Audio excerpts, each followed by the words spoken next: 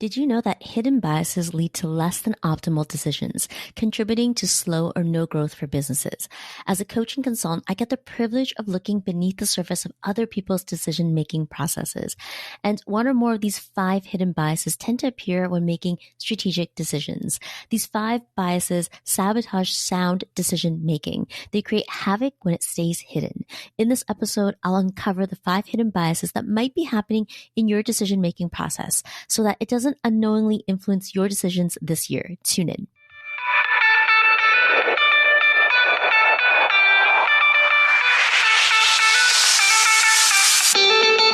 Welcome to the Small But Mighty Agency podcast. If you are a marketer, a consultant, or a creative who's on the journey of growing from solopreneur to agency owner, follow along because I pull back the curtains on the realities of growing and running a scalable service-based business and building a lean team. I'm your host, Audrey Joy Kwan. I know what it takes to build an agency. Whether it's from solo to 3, 5, or 20, I've done it, including supporting an agency owner to sell and exit. I've coached and consulted over 120 marketers, creatives, and consultants, and I've been behind the scenes of 7-figure businesses.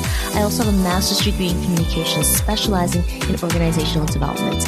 All this to say, I know what it takes to grow, lead, and operate a multiple 6- and 7-figure small but mighty agency. And here on this podcast is where we'll dive right in. Hey friends, welcome back to the podcast and our series on how to make better decisions in your business. As a coaching consultant, I get to peer beneath the surface of other people's decision-making processes and work with them to uncover hidden biases in a decision. This series wouldn't be complete without uncovering the 5 most common biases that unknowingly impact people's decisions and get in the way of good decision making. In part 1 of this series, I shared my 12-step process to make better decisions in your business this year. My 12-step process helped me to support an agency owner in selling and exiting his business and serve as a strategic thought partner to multiple 6- and 7-figure agency owners. If you haven't listened to that episode, I highly recommend you go back to that one and set yourself up with the foundation of better decision making. I'll link that episode in the show notes. You're listening to part 2 of the series, and I'm diving into the biases that can lead to less than optimal decisions. You might be thinking, I don't have biases. We all do. We can't see a bias, which is why it is a bias. It factors into poor decision making without us even knowing it. We're susceptible to different biases, especially when a decision has emotional influences. Words like cognitive dissonance, confirmation bias, or anchoring bias sound like jargon, but these are communication theories and concepts that impact your decision making. These are theories that I enjoyed geeking out on years ago when completing my master's in communications. Now, to overcome a bias, you have to know it exists. My purpose with this episode is to draw attention to 5 potential biases so you can decide for yourself if or when they come into play in your decision-making process. For each bias, I've included a scenario, loosely based on actual experiences working with business owners, to highlight how the bias plays out in business decisions. To give you a concrete example, let's start with cognitive dissonance. Cognitive dissonance is a well-known theory suggesting a powerful, hardwired tendency for people to justify their preconceived beliefs. Now, discomfort happens when ideas or beliefs are challenged, and the discomfort leads people to justify their attitudes, beliefs, or actions in order to reduce the conflict and feel more consistent in their thought life. How does this play out in decision-making as a business owner? Well, for example, if a business owner strongly believes in a particular business model but faces clear evidence that that market is shifting away, this clash can create cognitive dissonance. Rather than objectively assessing the new information and adapting accordingly, the business owner might rationalize away the conflicting evidence to maintain their original belief. The resistance to change can result in missed opportunities, poor strategic decisions, and a failure to innovate or respond effectively to market changes. Number 2 is confirmation bias. Confirmation bias is similar to cognitive dissonance. Cognitive dissonance is rationalizing and justifying to bring contradicting beliefs back into alignment. Confirmation bias is like having a filter in your mind that focuses on information that matches your belief while ignoring or dismissing anything that doesn't fit your views. If you have a belief or opinion, you naturally tend to pay more attention to information or evidence that agrees with your belief and ignore or undervalue information that contradicts it. Confirmation bias is selective information seeking to support your belief and ignore the rest. Let's look at how this plays out in making decisions as a business owner. Let's say you've gained a lot of success over the years through online paid ads as the primary source of income to sell your products. And because of your past achievements, you're sure that online paid ads are the most effective way to create buzz and drive sales. Now, your team or colleagues share with you that there's been a shift towards influencer marketing in recent years, and they have data showing that social media influencers can significantly impact younger audiences. Despite the information, you continue to fixate on online paid advertising. You interpret any successful online paid ad campaigns as confirmation of your belief while dismissing the effectiveness of influencer marketing as unproven or only works for other businesses. And by ignoring this channel, you miss out on opportunities. Number 3 is anchoring bias. Anchoring bias happens when your decisions rely too heavily on the first piece of information you gather, known as the anchor. Once an anchor is set, two things happen. First, you make judgments and decisions based on the anchor. And second, you interpret other information around the anchor. Here's an example of what an anchoring bias looks like. You're doing market research for a new offer, and the first competitor you analyze lists similar services for, let's say, $30,000. This price unintentionally becomes your anchor. You continue your research and find many competitors offering similar services for $15,000, which reflects the market average.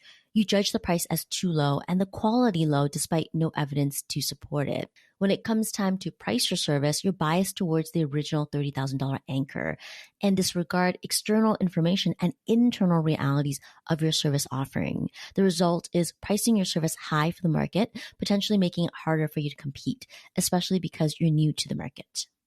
Fourth is the sunken cost fallacy. The sunken cost fallacy is the decision to continue a project or activity because you've already invested significant time, money, or effort. The decision to continue going forward is based on past investments that can't be recovered, not because it's the best decision to move forward. It's called a fallacy because the decision is based on faulty reasoning. Now, it's challenging to let go and accept that what you've already spent or invested can't be recovered, but the sunken cost fallacy keeps you tied to past decisions, even if the best choice might be to cut your losses and move on.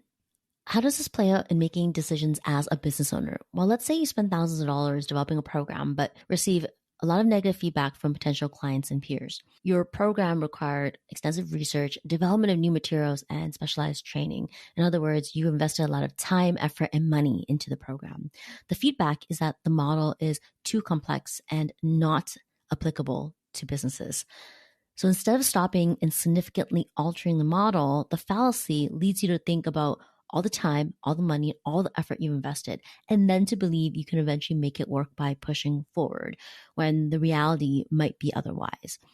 You don't want to waste what you've already spent, so you continue to throw good money at a bad project. Number 5 is groupthink. Groupthink happens when group members don't share their opinions, ignore alternative ideas, and overlook potential risks to avoid conflict or disagreement within the group. It happens because people value the group's cohesion and unity over critical analysis, and it's more common than people care to acknowledge in teams, masterminds, and peer groups. So how does this play out in decision-making as a business owner? For example, let's say you're part of a mastermind of entrepreneurs who meet regularly to discuss strategies and support each other's growth. Over time, the group develops a strong bond and a sense of friendship. One day, you propose a new risky idea you're super excited about. It involves investing significant money into something none of them are familiar with. As you share the opportunity with the group, a few members have reservations and see potential flaws in the plan. However, they notice that the majority, including some influential figures in the group, enthusiastically support the idea. Concerned about going against the group's positivity and not wanting to appear negative or unsupportive, those with doubts don't speak up. They convince themselves that the group must be right given its members' collective experience and success. As a result, you miss out on proper critical analysis of the opportunity and make a decision without all the perspectives. There you have it, the 5 most common hidden biases I see in decision making. Again, if you haven't checked out part 1 of this series where I share the 12 steps to making better decisions, I highly recommend you go back and do that. It will give you more context on where these 5 hidden biases can pop up. In summary, the 5 that come up most often are cognitive dissonance, confirmation bias, anchoring bias, sunken cost fallacy, and groupthink. Looking at biases not as flaws, but as human tendencies help us make better choices. It also reminds us that our minds can be an ally and obstacle in making decisions. So each step you take towards recognizing the bias improves your decision-making skills and contributes to your resilience and adaptability. A step can be reevaluating a long-held belief, challenging the status quo, or simply being open to alternative viewpoints. Your willingness to confront these biases head-on can lead to more innovative and effective decision-making. There is a saying, it goes like this: it's only the tip of the iceberg. The saying is used when what you see on the surface is smaller than what is hidden underneath. Much like an iceberg, what is above the water is smaller than what is hidden underneath the water. The analogy resonates with making strategic decisions because you have to uncover what is hidden to make the best decision. The best decisions have the whole picture, not just the tip of the iceberg. And I hope this episode will help you see the whole iceberg instead of the tip when making decisions. That's it for this episode, friends. Thank you for joining me, and I'll see you on the next one. Hey there, thanks for hanging out with me at the Small But Mighty Agency podcast. If you enjoyed this episode, it would mean the world to me if you hit the follow or subscribe button in your podcast app and share it with a friend. I'll see you on the next one.